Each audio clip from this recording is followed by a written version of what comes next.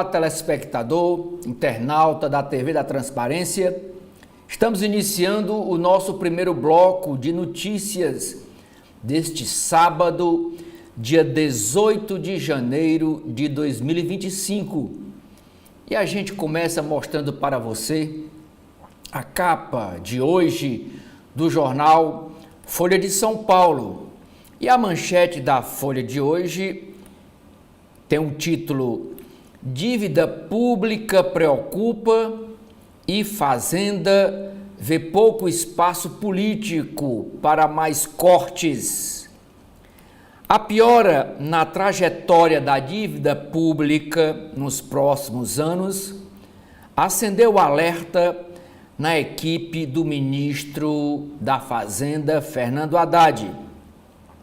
Em cenário com resistência política evidenciada na crise do PIX, há mais medidas de corte de gastos e a alta de receitas por parte do governo Lula. O Tesouro Nacional estima que a dívida bruta do país pode chegar a 83,1% do PIB, que é o Produto Interno Bruto, no ano de 2028, se não houver novas medidas de arrecadação. A Fazenda, quer dizer, o Ministério da Fazenda, avalia que o país deve alcançar superávit nos próximos anos, mas não o suficiente para estabilizar a conta. Parte da deterioração é atribuída à política monetária. Quase metade da dívida federal é atrelada à Selic, a taxa básica de juros, mas há o reconhecimento de que o governo precisa minimizar ruídos. E, neste ano de 2025, a equipe econômica terá de buscar receitas para fechar o orçamento. Ainda é chamada de capa do jornal Folha de São Paulo de hoje, na área internacional, dizendo que o governo de Israel aprova acordo de cessar-fogo em Gaza. O Gabinete de Segurança de Israel aprovou o acordo de cessar-fogo com o grupo terrorista Hamas. O acerto começa a valer amanhã, domingo. Nesta primeira fase do cessar-fogo desse acordo, 33 reféns sequestrados pela facção Hamas, foi sequestrado em outubro de 2023, devem ser trocados por crianças e mulheres mantidas em prisões israelenses. Ainda na área internacional, chamada de capa diz que a Suprema Corte dos Estados Unidos mantém lei contra o TikToker. A corte rejeitou o recurso da empresa chinesa ByteDance e manteve lei que impõe a interrupção dos serviços do TikToker a partir de amanhã, domingo. A norma obriga a empresa a retirar o aplicativo do ar nos Estados Unidos, a menos que venda a sua operação no país. No caderno de cultura da Folha de São Paulo, que é o caderno Ilustrada, a matéria principal e chamada de capa é sobre uma peça teatral que estreia em São Paulo. Chama-se Visitando o Senhor Green e o Choque de Gerações. Os atores Elias Andreato e Johnny Massaro estreiam nova montagem da peça, que foi um sucesso quando foi montada na época por Paula Tran, né? E ela faz uma crítica ao etarismo dos jovens. É um conflito, como diz, um conflito de gerações, um choque de gerações, e está fazendo sucesso lá em São Paulo. Na editoria de cotidiano, a chamada de capa para uma matéria dizendo que uma bisavó de 119 anos, lá no Rio de Janeiro, ela diz ser a pessoa mais velha do mundo.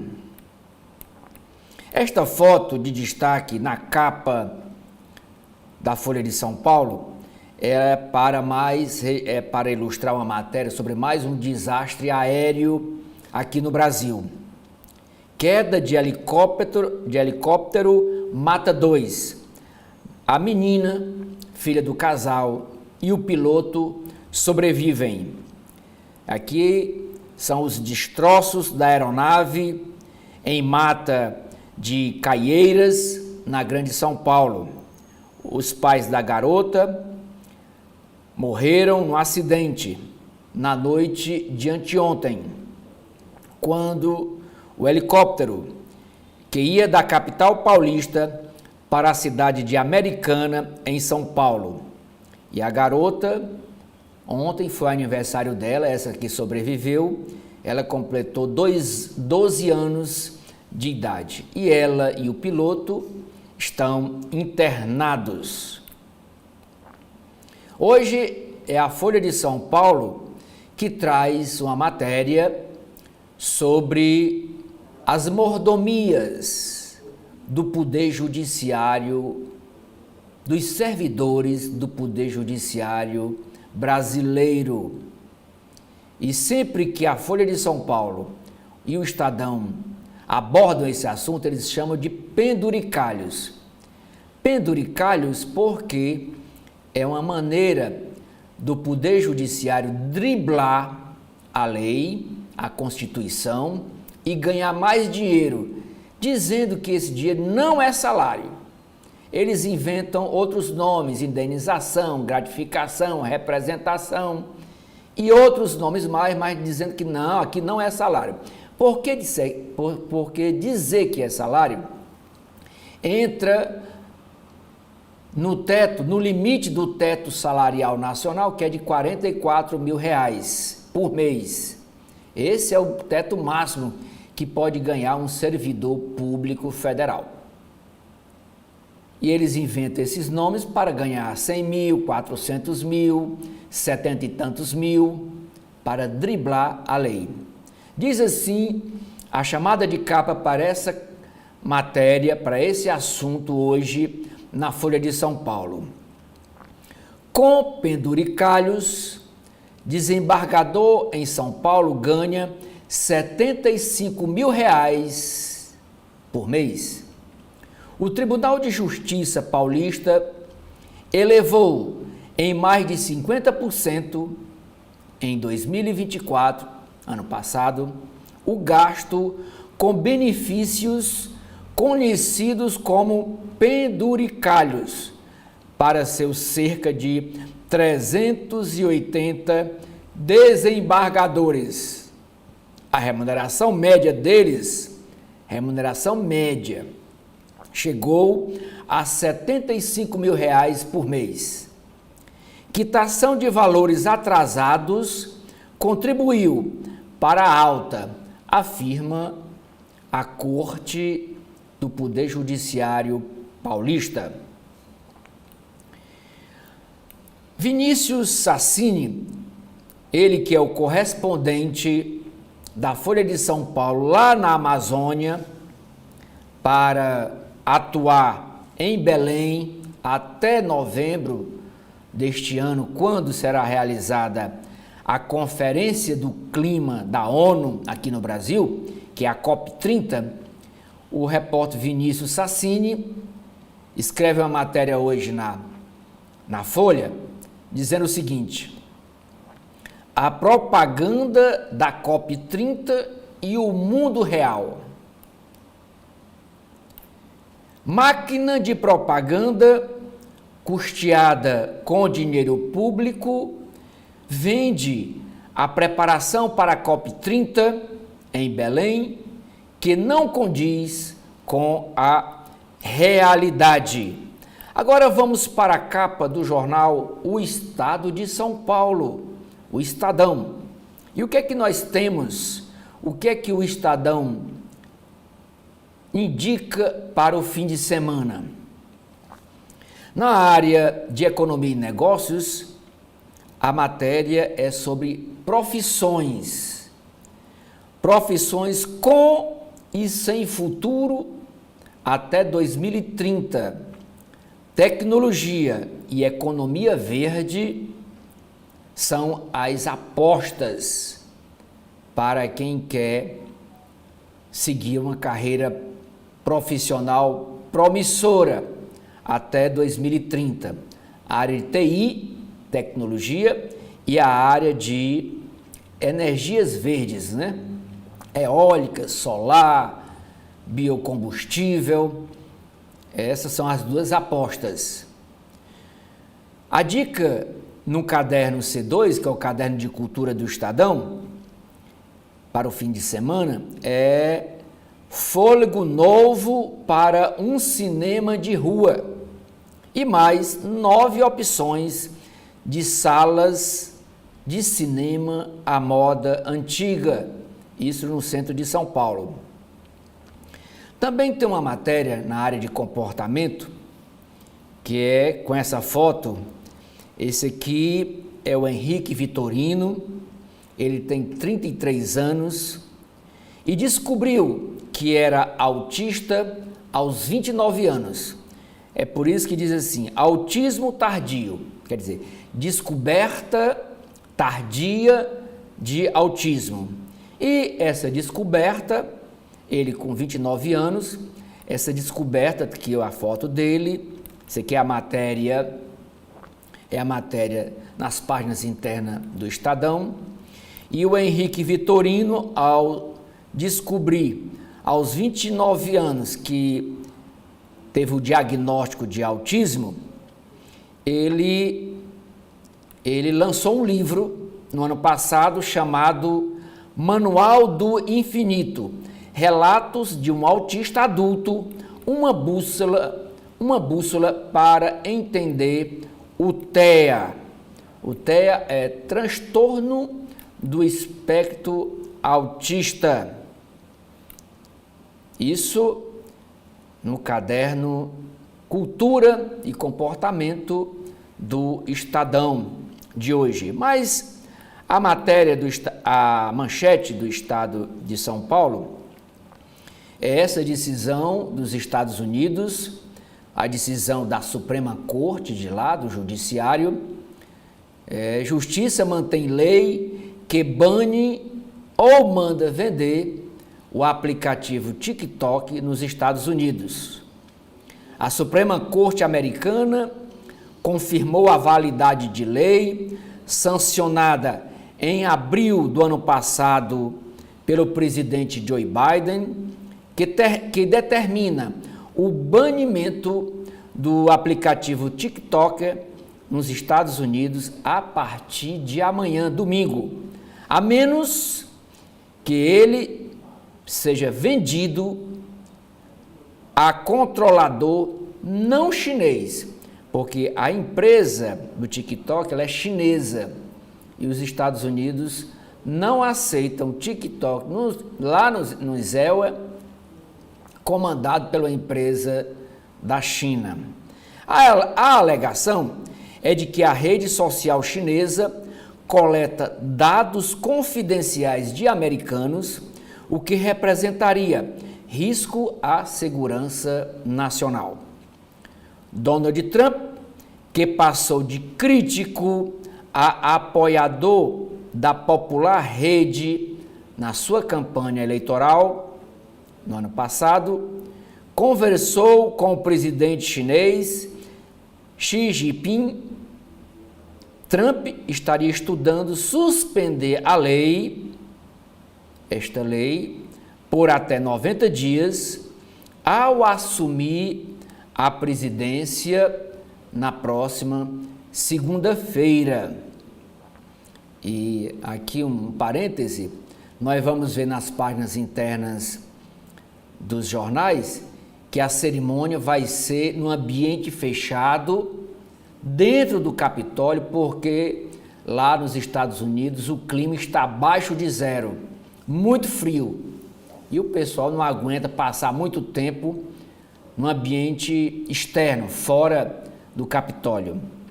Mas, continuando aqui a leitura da manchete, o TikTok nos Estados Unidos tem 170 milhões de usuários. No Brasil, o público deve sentir diferença em conteúdo e publicidade. Manchete, chamada de capa do Estadão, na área de economia e negócios. Contas federais, inflação e dólar elevam receitas, mas quadro tende a mudar em 2026. Cenário de maior arrecadação só se manterá no próximo ano se a inflação e o dólar permanecerem altos, o que seria negativo. Outra chamada de capa na editoria de Economia e Negócios. É sobre energia nuclear no Brasil. A conclusão das obras da usina nuclear Angra 3 pode custar até 61 bilhões de reais a mais. O valor seria pago pelos consumidores brasileiros nas contas de luz durante o período de 40 anos. O ministro defende a retomada do projeto de construção da usina nuclear Angra 3. O Estadão também destaca na sua capa, como faz a Folha de São Paulo, do desastre desse helicóptero que caiu lá em Caieiras, perto de Americana, na Grande São Paulo. Diz assim a chamada da capa: helicóptero cai e mata casal. Filha do casal e piloto escapam e passam a noite ao relento, antes de serem resgatados. A aeronave que decolou de São Paulo e iria para a cidade de Americana, caiu em Caieiras, na Grande São Paulo. O empresário André Feldman, dono do helicóptero, e a mulher dele, Juliana, morreram. A filha Betina, que ontem completou 12 anos, e o piloto passaram a noite na mata antes de serem resgatados. Seu dinheiro, contra-cheque de juízes, chega a bater em 18 vezes a mais o ganho de um ministro do Supremo Tribunal Federal. Só o olerite é uma espécie de contra-cheque. Só o contra-cheque de uma desembargadora do Tribunal Regional do Trabalho da 2ª Região, em São Paulo, chegou a 780 mil reais, só no mês, que foi o mês de dezembro do ano passado. Essa desembargadora ganhou 780 mil reais, que a justiça disse que não é salário. Não é salário. O salário dela são os 44 mil que ela ganha por mês, o que o servidor público federal ganha. Esses 700 mil é outra coisa, não é salário. Líquidos dos 788 mil, descontado os impostos, descontada a contribuição previdenciária, a desembargadora do TRT da 2ª Região colocou no bolso 688 mil reais somente no mês de dezembro. Portanto, o jornal Estadão também traz a matéria sobre as mordomias dos servidores do Poder Judiciário Nacional, que a Folha de São Paulo e também o Estadão chama isso de penduricalhos. Esse dinheiro a mais que não é contabilizado como salário que o servidor do Poder Judiciário, seja ele desembargador, juiz, o servidor do Poder Judiciário ganha driblando a Constituição para escapar, para fraudar o teto máximo salarial do servidor público, que é R$ 44 mil. A chamada de capa do Estadão sobre o conflito em Gaza diz o seguinte: apesar das críticas da extrema-direita, o gabinete do governo de Israel aprova o acordo de cessar-fogo na guerra. O acordo de 3 fases deve começar amanhã, domingo, com a libertação de 33 reféns que estão sob o poder do Hamas, que é o grupo terrorista, ao longo de 6 semanas. Eles vão soltando aos pouquinhos. Civis israelenses serão trocados por presos palestinos. Isso está marcado para amanhã. E esse acordo foi selado lá no Catar com a participação do governo dos Estados Unidos. Agora vamos para o Rio de Janeiro. Capa do jornal O Globo. E a primeira chamada da capa, no alto da capa do jornal O Globo, deste sábado, 18 de janeiro, é sobre a reedição do primeiro romance policial brasileiro. Após 50 anos de esquecimento, recupera o precursor dos detetives do país. O nome desse romance policial chama-se O Mistério. E ele foi escrito há 50 anos atrás. Foi um folhetim escrito por Coelho Neto, Afrânio Peixoto, Viriato Corrêa e José Medeiros e Albuquerque. A manchete do jornal Globo, escolhida por seus editores para a edição deste sábado, é sobre este assunto internacional. Conflito em Gaza. Governo de Israel aprova cessar-fogo e troca de reféns por prisioneiros. Numa reunião de mais de 7 horas, o gabinete do primeiro-ministro de Israel, que é o Benjamin Netanyahu, aprovou os termos do acordo de cessar-fogo com o Hamas, o último obstáculo para a trégua que começar a ser posta a partir de amanhã, domingo.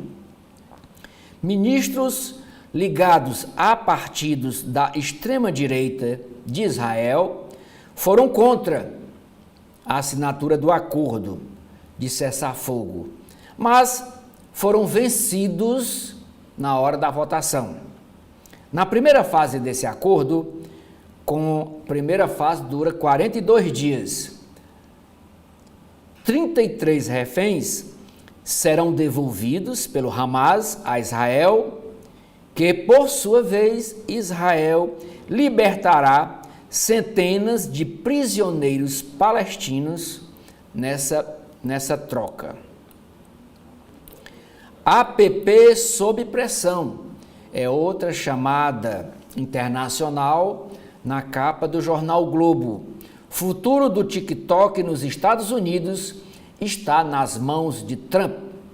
Suprema Corte mantém decisão que obriga a empresa chinesa, dona do TikTok, a abdicar do controle do aplicativo para ele seguir ativo no país. A medida entra em vigor amanhã, véspera da posse de Donald Trump, que vai analisar a situação. E na chamada de capa do Estadão, diz que Donald Trump já conversou com o presidente da China, o Xi Jinping, sobre o assunto, e pode ser que Donald Trump, assumindo a presidência segunda-feira, edite uma lei ou um decreto suspendendo essa lei dos Estados Unidos, essa decisão da Suprema Corte, em 90 dias para analisar o assunto. Então, o TikTok poderá, a partir de terça-feira, voltar a funcionar, porque amanhã ele deixa de funcionar nos Estados Unidos, amanhã domingo, e amanhã quem governa os Estados Unidos é ainda o Joe Biden, é o último dia do governo de Joe Biden, e nós vamos ver uma matéria nas páginas internas dizendo que Joe Biden sai da presidência com apenas 36% de aprovação, uma aprovação muito em baixa do Joe Biden saindo da presidência dos Estados Unidos. Então, a partir de segunda-feira, pode ser que Donald Trump suspenda esta lei por 90 dias para negociação com o TikTok poder funcionar nos Estados Unidos. Esta foto de destaque, vocês podem ver que é uma criança, é a criança que sobreviveu à queda do helicóptero, sendo resgatada por um policial e ela sendo levada nas costas do policial. Queda e sobrevivência na mata fechada. Após helicóptero cair em floresta na Grande São Paulo, lá no município de Caieiras, o piloto e uma menina de 12 anos enfrentaram chuva e frio durante a madrugada até serem resgatados na manhã de ontem. Os pais dela morreram na queda da aeronave. Itamaraty vive desafio com o novo governo americano. Proximidade de Donald Trump com Milei, que é o presidente da Argentina, seu principal aliado na América do Sul, aumenta a pressão diplomática na metade do governo de Lula. O Globo traz uma entrevista com Aloysio Nunes, ele que foi chanceler do governo do Michel Temer, e ele diz sobre esse governo de Donald Trump. Trump hoje está muito mais ousado.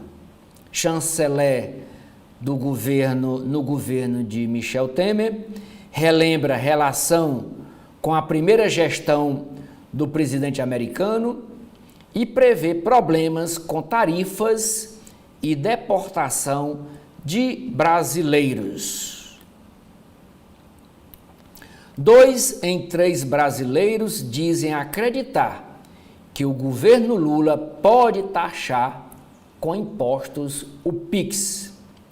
Pesquisa realizada pelo Instituto Quest mostra que tema da norma revogada pela Receita Federal chegou a 88% da população e que reação do governo teve alcance menor do que a falsa informação de que as transações via PIX seriam taxadas.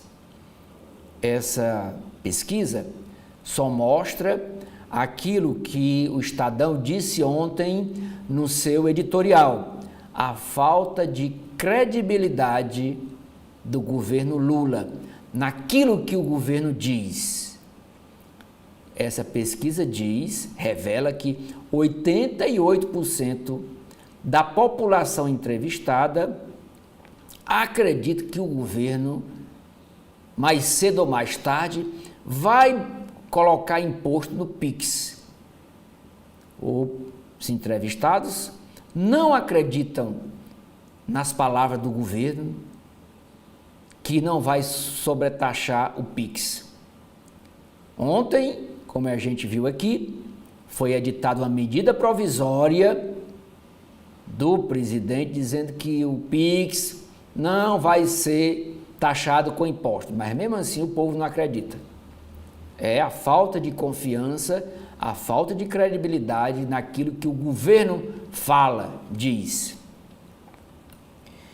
Pablo Hortelado escreve: governo perde guerra política e agora quer ganhar no tapetão. Esta foto, isso aqui é o Largo da Prainha, no Rio de Janeiro. Diz assim a legenda: censo dos bares revela surpresas. Em revitalização, a Saúde é o bairro do Rio com a maior concentração de bares por metro quadrado, com pontos como o concorrido Largo da Prainha. Em seguida, vem, claro, o centro, a Lapa, seguido por Vista Alegre, Leblon e Copacabana. São 8.649 endereços no total. Opiniões se dividem entre elogios à segurança que o movimento proporciona e críticas à desordem, alvo da prefeitura. Ainda é chamada de capa do jornal o Globo deste sábado, dia 18 de janeiro, uma matéria dizendo que governadores de estado se articulam no Congresso contra o projeto de Lula sobre segurança nos estados e sobre as dívidas. Decisões do governo federal sobre dívidas dos estados e segurança pública são pivôs da disputa.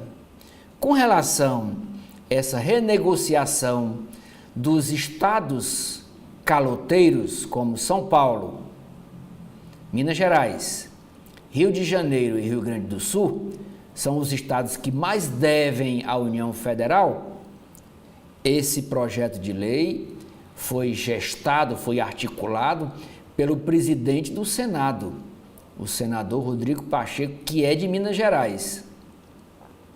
Depois de aprovado, pelo menos os governadores do Rio de Janeiro e do Rio Grande do Sul se pronunciaram publicamente contra o pacote de renegociação das dívidas. E agora eles estão se articulando, diz aqui o jornal o Globo, contra esse projeto e também o projeto de fazer uma unificação da segurança pública nacional para combater o crime organizado. Os estados argumentam que tiram-lhes a soberania, a autonomia do estado e não aceitam essa proposta de fazer o tipo que fizeram com o SUS, que é o Sistema Único de Saúde, na área de saúde. Estão querendo fazer um Sistema Único de Segurança Pública. Descoberta: Pix, o novo xodó dos turistas hermanos em férias no Brasil. Argentinos em viagem adotam o sistema de pagamento disponibilizado por fintechs de seu país com câmbio mais favorável e sem sobretaxa. Olha aí quem está usando também o Pix brasileiro. São os hermanos argentinos.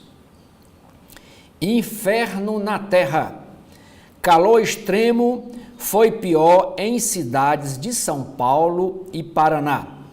Municípios paulistas e paranaenses chegaram a registrar temperatura até 3,2 graus Celsius acima da média histórica em 2024, ano em que o mundo enfrentou o maior calor da história. Quase 1.000 cidades do país, do Brasil, tiveram alta acima de 2 graus Celsius. A Argentina registra sua menor taxa de homicídios do século. Queda foi de 11% e índice só perde para o de El Salvador, na América Latina. Ministra do governo do presidente Javier Milei cita emprego de forças federais contra crime organizado. Agora vamos para Brasília, capital federal. E a capa do jornal Correio Brasiliense, ainda no alto da capa, é sobre a violência lá no Distrito Federal. E pelo segundo dia, o Correio Brasiliense repercute um caso lá que comoveu a população da cidade, porque foi um caso que foi praticado por um delegado. O delegado vai ficar numa cela na Papuda. Desde a noite de quinta-feira, Micael Rocha e Menezes está internado na ala psiquiátrica do Hospital de Base, com a escolta policial, está aqui ele de azul na foto, mas com a decisão da Justiça de converter sua prisão em preventiva. O delegado será encaminhado para o complexo penitenciário da Papuda. Depois de atirar na esposa, Andréa Rodrigues, e na empregada doméstica da casa, a Orcelina Moura, Micael pegou o filho, depois desta confusão na casa dele, e foi a um shopping do Lago Sul para comprar um celular. Na loja, causou tumulto e jogou o aparelho no chão. O filho passou mal no local e o delegado o levou ao hospital. Chegando no hospital, ele disparou um tiro contra a enfermeira Priscila Pessoa. As 3 vítimas do policial foram levadas a hospitais em estado grave. Abre aspas, para dizer uma frase do governador Ibanez Rocha. O governador do Distrito Federal disse que o episódio é mais um caso de doença mental e acrescentou: estamos dando assistência às famílias.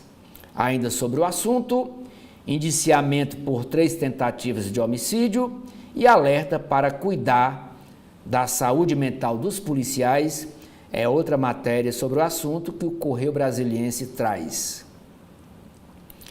STF, Supremo Tribunal Federal, apura conversa de Bolsonaro e Valdemar da Costa Neto, que é o presidente nacional do PL, do Partido Liberal.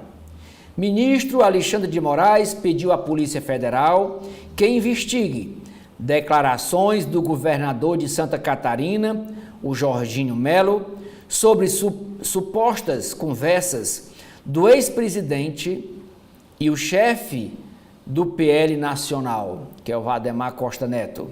Os dois estão proibidos pela Justiça de manterem contato. Sinal verde para trégua na faixa de Gaza. O gabinete do premier de Israel, Benjamin Netanyahu, aprovou o acordo de cessar-fogo com o Hamas, após ameaças de racha. Os primeiros 3 reféns serão libertados amanhã, domingo, em troca de 95 presos palestinos. No total, 33 ganharão liberdade na primeira fase. 6 hospitais foram colocados de prontidão. Neto de israelense, mantido no cativeiro, falou ao Correio Brasiliense. Ele disse: o acordo é o melhor que pode ser. Esta foto desta jovem aqui entre flores é para ilustrar uma matéria sobre as flores na capital do Brasil. Balões e canteiros floridos de Brasília se transformam em espaço instagramável do Instagram. Instagramável. Isso muda meu dia, dá mais motivação, me faz sorrir, destaca a estudante Bruna Ribeiro, que pousou para as lentes do fotógrafo Marcelo Ferreira, aqui da DA Press. Posse nos Estados Unidos, as dúvidas do Brasil sobre Donald Trump. Governo Lula acompanha com expectativa os primeiros movimentos do futuro presidente do ISELA, que assume na segunda-feira, dia 20. O foco das atenções está na política econômica e na diplomacia. Banco Central vai atacar o dólar com 2 bilhões de dólares. Na primeira intervenção para conter a cotação da moeda norte-americana aqui no Brasil, que está acima, um dólar custa aqui mais de R$6, o Banco Central confirmou o primeiro leilão de dólar deste ano de 2025, que será realizado na segunda-feira, dia 20. Nos últimos 3 meses, a moeda real foi a divisa do Mercosul que mais se desvalorizou ante o dólar. Outra perna encontrada na CAESB. Polícia investiga o misterioso caso da mulher esquartejada que apareceu dentro da usina de tratamento de esgoto lá em Brasília. Até agora, 2 pernas e a cabeça foram recuperadas. E a usina de tratamento de água e esgoto lá de São Paulo foi encontrada agora mais uma perna humana e pode ser desta mulher que foi esquartejada lá em Brasília. Arsenal de guerra com quadrilha. Operação no Paraná ataca grupo criminoso, apreende armas como uma metralhadora antiaérea e mata 6 criminosos ligados ao novo cangaço. Judiciário, adeus ao mestre Edson Manioto. Referência em direito penal no país, o desembargador aposentado Edson Alfredo Martins Manioto, do Tribunal de Justiça do Distrito Federal, morreu ontem aos 73 anos.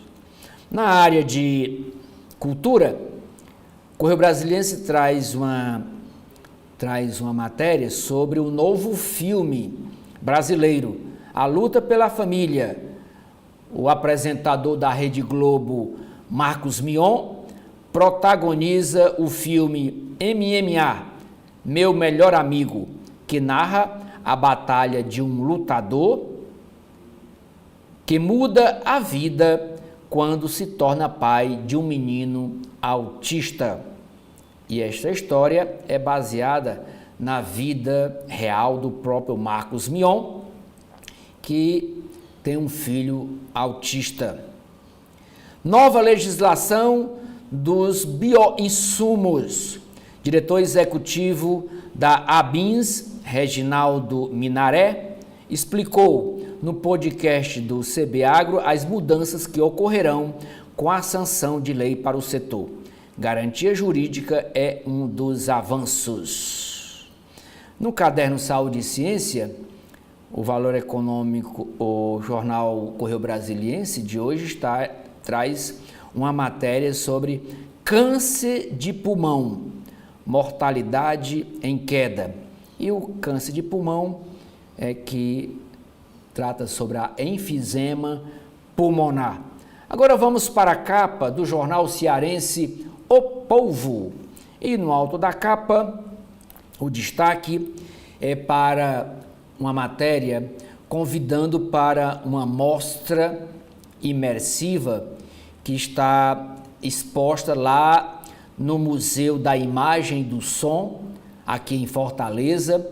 E o Museu da Imagem do Som fica na Avenida Barão de Sturdet, em frente ao Palácio do Governo, ao Palácio da Abolição, sede do Governo Estadual do Ceará.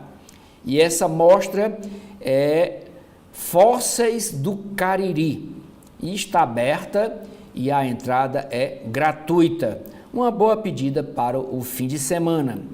A manchete do jornal O Povo, deste sábado, 18 de janeiro, é dizendo que uma área verde próxima aqui à Praia do Futuro, que fica na orla marítima de Fortaleza, o prefeito da capital, Evandro Leitão, veta lei que acabaria com a área verde próxima à Praia do Futuro. Medida faz parte de pacote aprovado na Câmara Municipal de Fortaleza, no apagar das luzes do ano passado. Extinções de proteções ambientais, extinções de leis de proteção ambiental de outras áreas verdes da capital que foram sancionadas, foram aprovadas pela Câmara e sancionadas pelo ex-prefeito José Sarto, também essas extinções poderão ser revistas. Esse terreno na Praia do Futuro seria a primeira delas. Então, o novo prefeito está desfazendo o que a Câmara fez e o ex-prefeito José Sarto sancionou no apagar das luzes da gestão passada. Estudo no Ceará sobre os prejuízos das chamadas apostas online através dessas bets, que essas empresas que exploram o joguinho, tigrinho, essas apostas online que rouba, né? Que capta o dinheiro dos incautos. Diz assim a chamada de capa do jornal O Povo: bets impactam até 8 bilhões e 300 milhões de reais por ano na economia do Ceará. Com apostas, 8,3 bilhões de reais só é o dinheiro que essas bets arrecadam só no Ceará com esse tipo de jogo. É dinheiro muito sobrando. Na área de política, a chamada de capa do jornal O Povo é dizendo que familiares de 38 políticos eleitos no Ceará no ano passado têm o Bolsa Família cancelado. Eles eram beneficiários desses R$600 que o governo destina para os abaixo da pobreza, né, os miseráveis, e esses familiares dos políticos estavam inscritos e ganhando esse dinheiro. É coisa aí, no máximo R$600 por mês. A reportagem de hoje do jornal Povo é tratando porque há uma onda de derrotas governistas, porque há uma onda de derrotas dos governos no mundo. e traz uma pesquisa sobre esse assunto.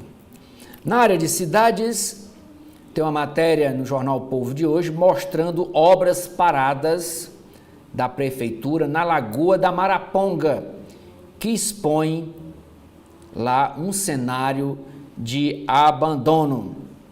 Na área de esportes, o Ministério Público do Estado do Ceará está investigando manipulação de resultados em 3 jogos das séries B e C do Campeonato Cearense de Futebol. E a foto desta senhora ao piano é uma matéria especial escrita pelo jornalista Cláudio Ribeiro para dizer que a dona Fátima Brandão, de 72 anos, abriga em sua casa um H-Rock, um legítimo piano alemão resgatado no mar cearense há cerca de 70 anos atrás. É uma relíquia, é uma matéria inusitada e curiosa. Agora vamos para o valor econômico. No dia de sábado, nos dias de sábado e domingo, o valor econômico não tem a sua versão impressa. Mas eu mostro aqui para os senhores e as senhoras, no momento, o site do Valor Econômico, do jornal Valor Econômico. E no momento, as manchetes do site do Valor Econômico dizem o seguinte: os bastidores do acordo para a potencial fusão entre as companhias aéreas Gol e Azul. Memorando de entendimento, assinado no dia 15 deste mês, abre caminho para a empresa Gol captar, quer dizer, tomar emprestado 1,8 bilhão de dólares. Daí os bastidores dessa união. É para pegar dinheiro, mais dinheiro emprestado.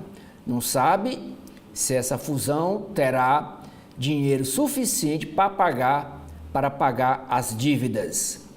Sucessão nos Estados Unidos. Como é a percepção pública do balanço da presidência de Joe Biden, que encerra amanhã o seu mandato na presidência dos Estados Unidos? Trump iniciará deportações em larga escala na segunda-feira, no seu primeiro dia de mandato na Casa Branca. Empresas.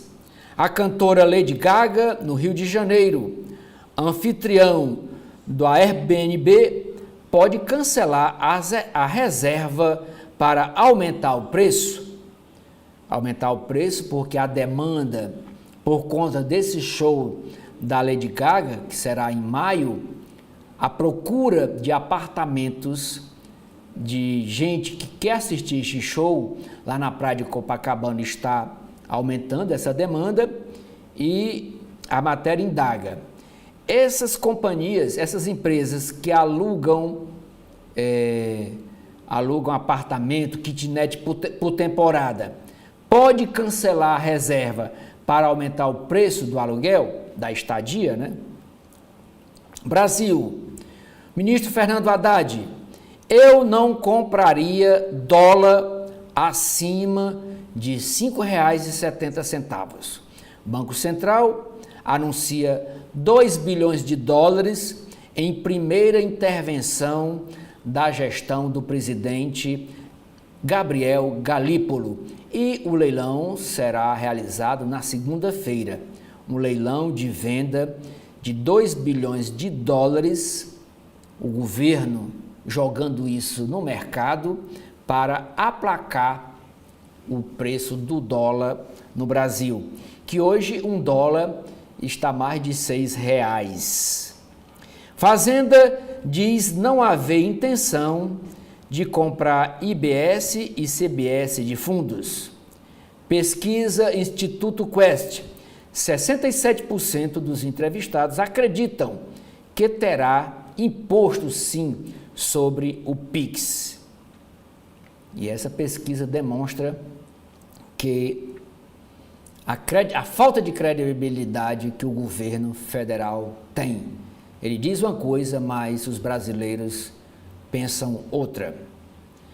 Nas capas internas, nas páginas internas dos jornais nacionais, por exemplo, no jornal Folha de São Paulo deste sábado, 18 de janeiro, trazem dois editoriais sobre os seguintes assuntos.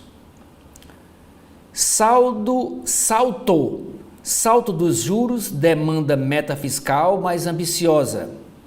Com escalada nas taxas que o governo precisa pagar para vender seus títulos, ajuste necessário para estabilizar a dívida pública ficou maior.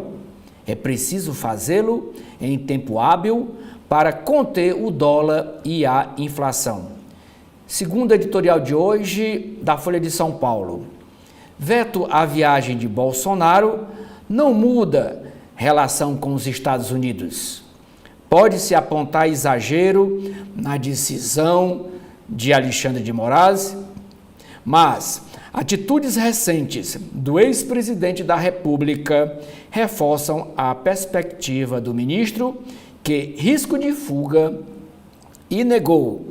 viu risco de fuga e negou pedido de político para comparecer à posse de Donald Trump. Nas páginas de política da Folha de São Paulo, a primeira matéria é sobre os privilégios dos servidores do Poder Judiciário. E hoje o foco é no Tribunal de Justiça de São Paulo, que aumenta gastos com penduricalhos e paga R$ 75 mil por mês a desembargadores.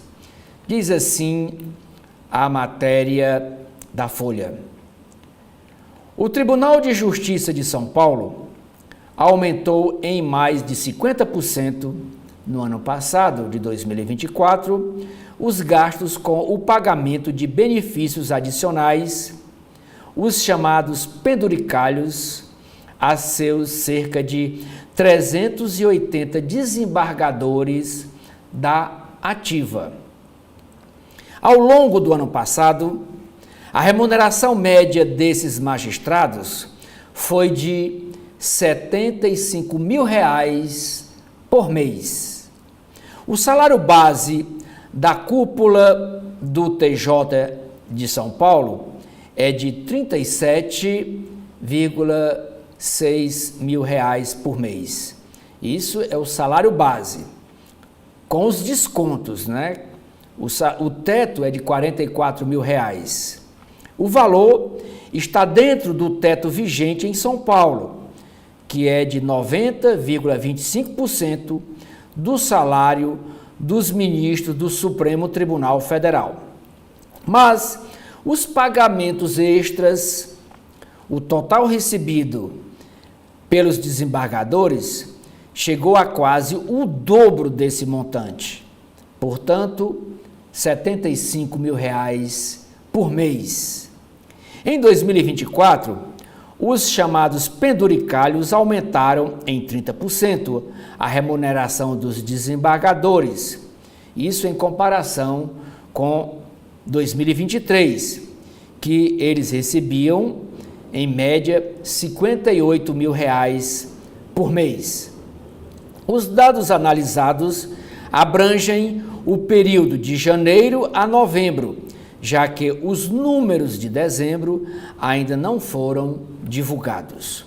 Os pagamentos adicionais resultaram em uma despesa total de R$ 251 milhões no Tribunal de Justiça de São Paulo no ano de 2024, um aumento de 54% em relação aos 163 milhões gastos no ano de 2023. No mesmo período, a inflação oficial do país, medida pelo IPCA, foi de 5,99%. Os chamados penduricalhos não são contabilizados para o cálculo do teto salarial do funcionalismo. Eles incluem gratificações, indenizações e vantagens pessoais ou eventuais permitidas pelo STF. Entre os desembargadores paulistas, os principais itens que ultrapassam o teto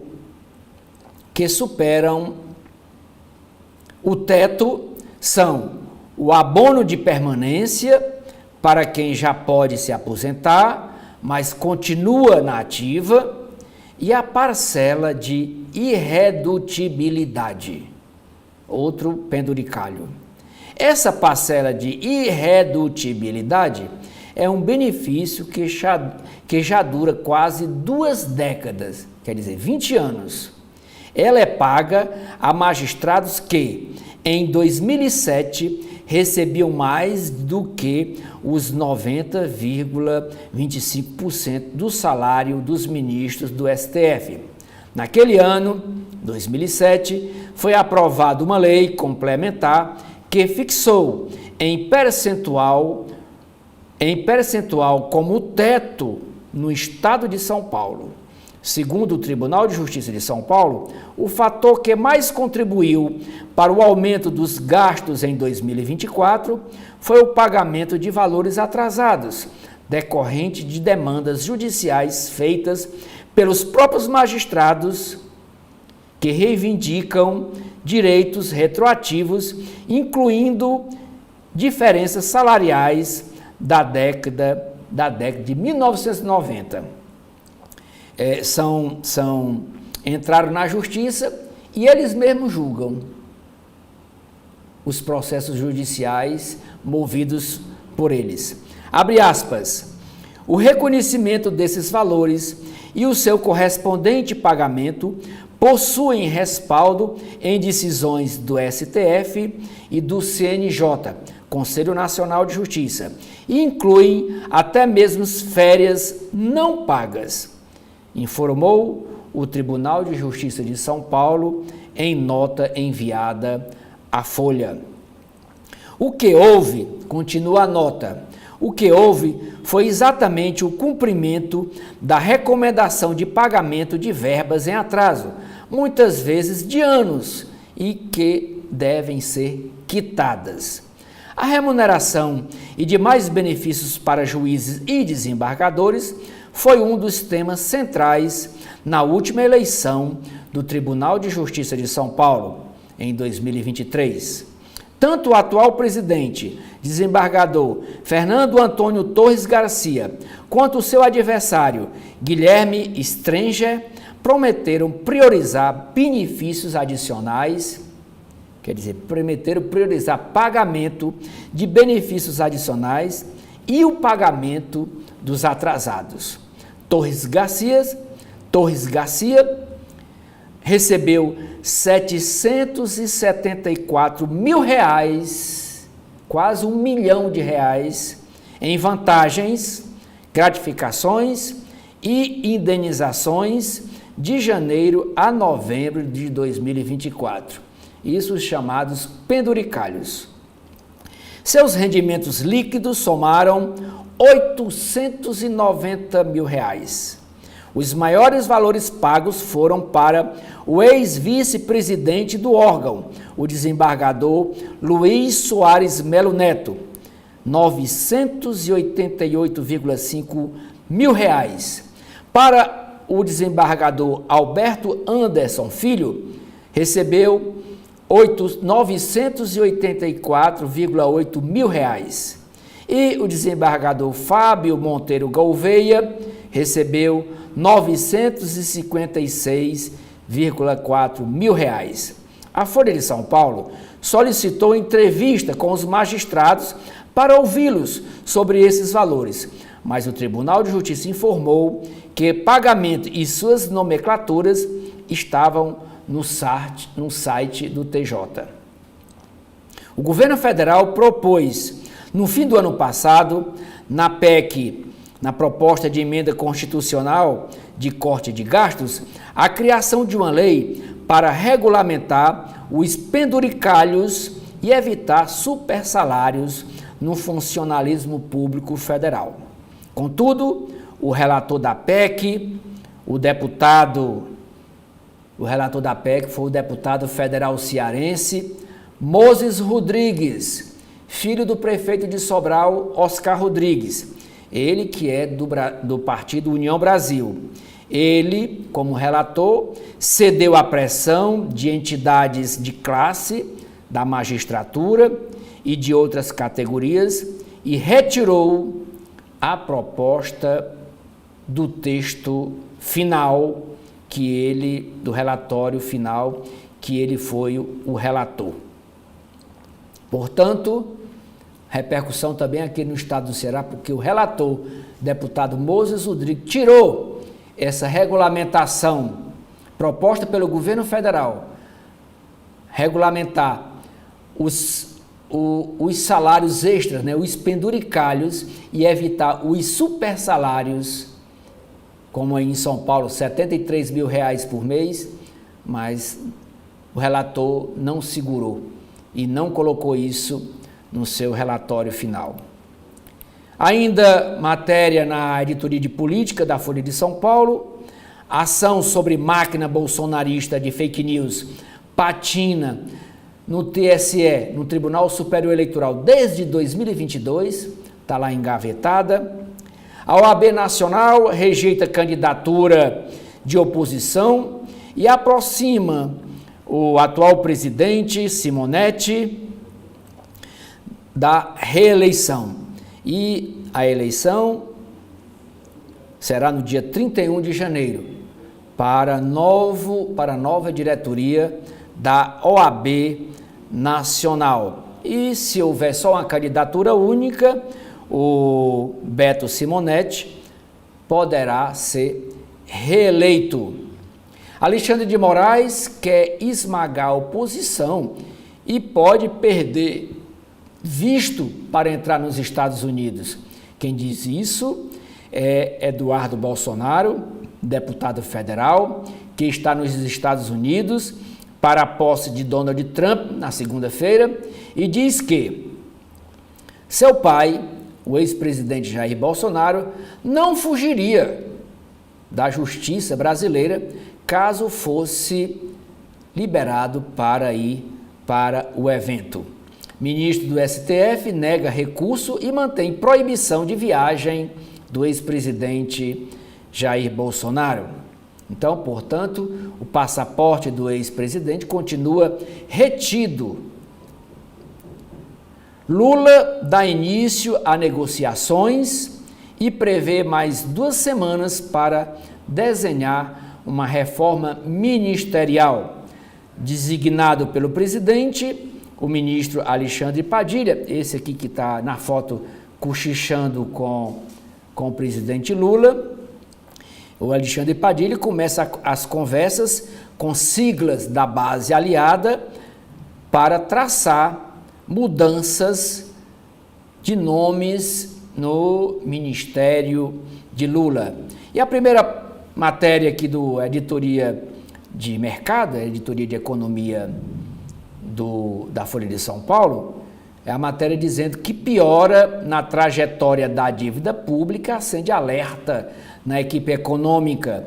O Ministério da Fazenda, no entanto, vê pouco espaço político para nova revisão de gastos ou aumento de receitas, tema que ficou mais delicado com a crise do Pix. Agora vamos para as páginas internas do Estadão, o Estado de São Paulo. E a primeira nota da coluna do Estadão diz o seguinte: avanço do caso Rei do Lixo ameaça implodir o partido União Brasil e impactar eleição de 2026. O caso do empresário baiano Marcos Moura, conhecido como Rei do Lixo e com cargo de confiança no União Brasil, continua a assombrar o partido. Integrantes da sigla ficaram aliviados em dezembro passado com a soltura do correligionário porque temiam que ele fizesse uma delação premiada. Mas o caso chegou agora ao Supremo Tribunal Federal por causa de citação ao deputado federal Elmar Nascimento, que é do União Brasil da Bahia. E o Elmar Nascimento, é bom que se diga, era candidato, chegou a ser candidato o nome dele como futuro presidente da Câmara Federal, mas ele desistiu. Ele, claro, tem foro privilegiado, e quem tem foro privilegiado, o processo sobe para o Supremo Tribunal Federal. As investigações da Polícia Federal têm potencial de implodir a legenda União Brasil e abalar os rumos das eleições, na avaliação de caciques políticos ouvidos pela coluna do Estadão. Esse desfecho teria mais efeito no ano de 2026, no próximo ano, que é um ano de eleição, já que o processo deve se arrastar ao longo deste ano. Procurados, tanto Elmar Nascimento como o presidente do partido, o presidente atual, o presidente nacional do União Brasil, que é o Antônio de Rueda, não responderam aos questionamentos da coluna do Estadão. Há um temor de que a investigação da Polícia Federal chegue a outros filiados da legenda, com intenção de concorrer em 2026. Além do impacto direto nas candidaturas, esse cenário tiraria força do União Brasil nas negociações para a corrida presidencial, para a corrida pela presidência da República. Apesar de compor o governo Lula, União Brasil tem ministério no governo Lula, a sigla pode lançar a candidatura à presidência da República do governador de Goiás, Ronaldo Caiado. Marcos Moura, que é o Rei do Lixo, é o empresário baiano Rei do Lixo.